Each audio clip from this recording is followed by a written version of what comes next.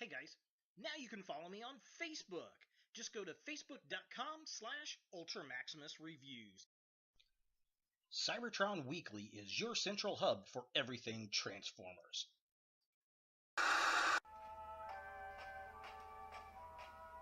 Use of alt mode sucks, betcha.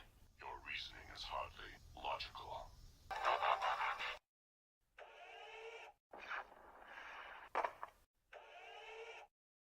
You suck. That alt mode does blow big donkey balls. Illogical.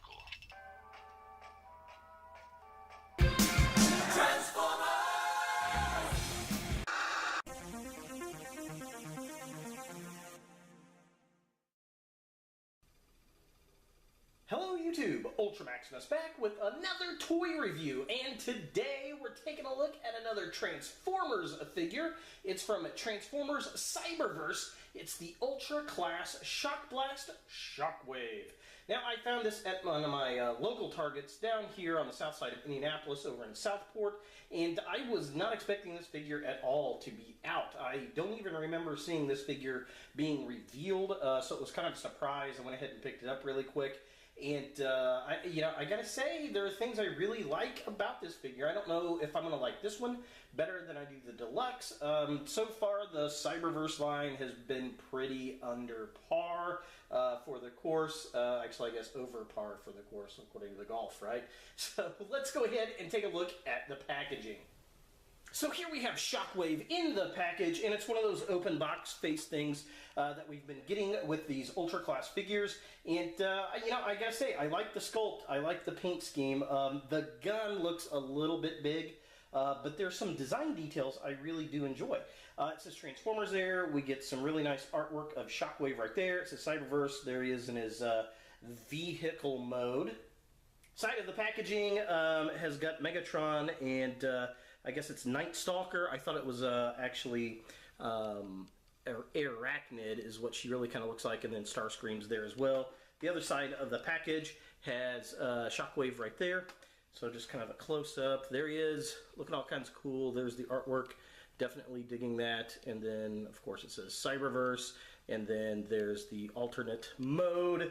Back of the packaging, it shows the Shock Blast play gimmick here. There's the vehicle mode. There is the robot mode. He is a twisted scientist. Ooh. Yeah, we all kind of knew that, I guess. And then here are two of the other figures in the line, and it's Shadow Striker. That's who that is.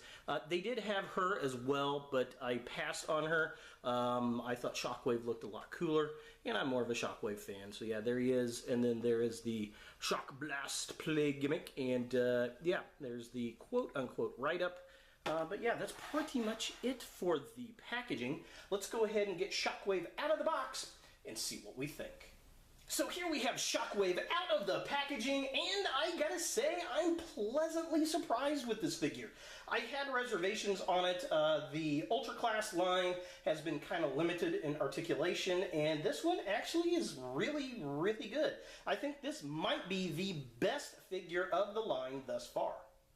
The two biggest drawbacks I have on the figure is the weapon arm. It's a little bit too big and goofy, but it's got that play gimmick in there. And of course, the alt mode sucks.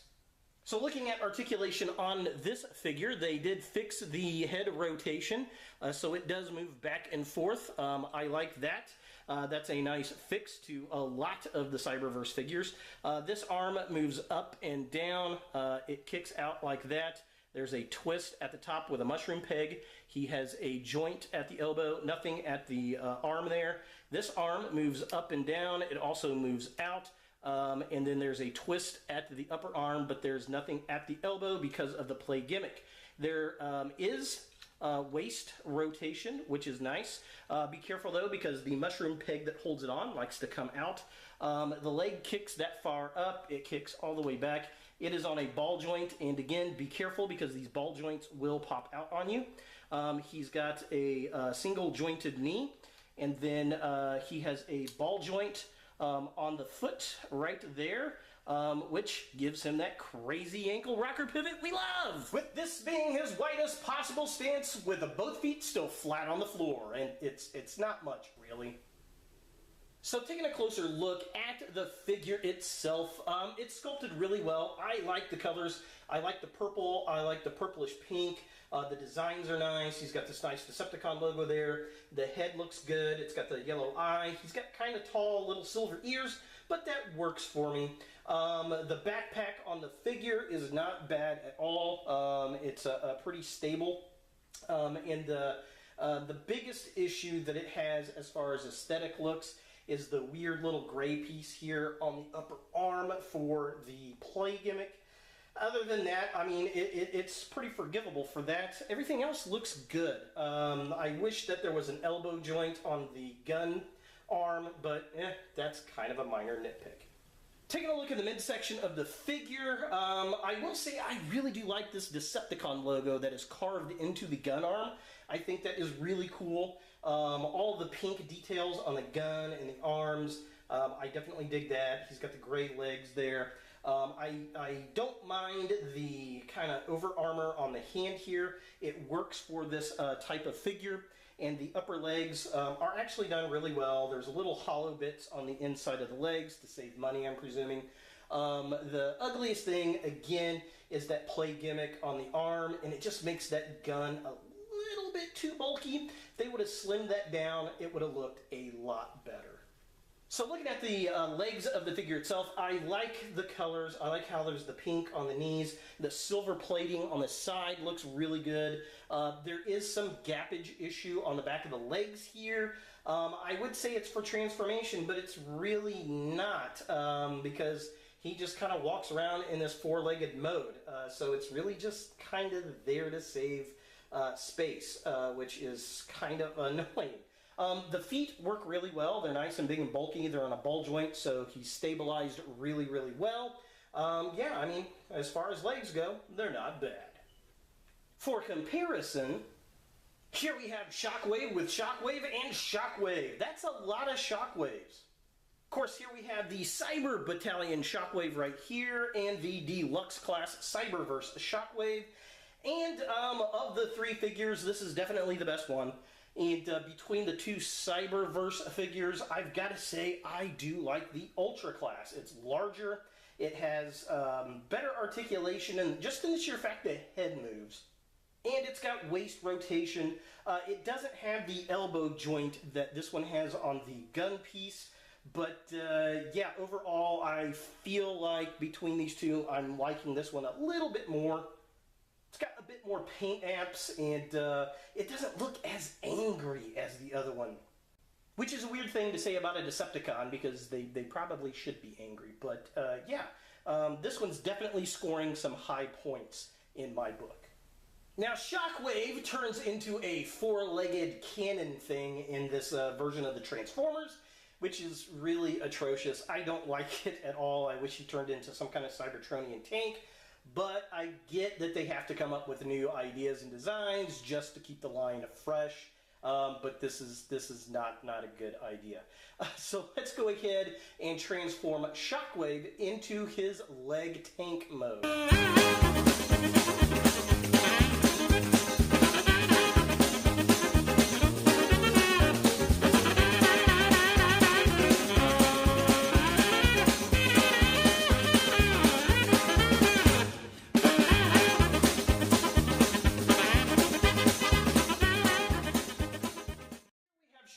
In his tank-legged mode, and I just don't like this mode at all. This just looks really silly to me. It's just a total bomb.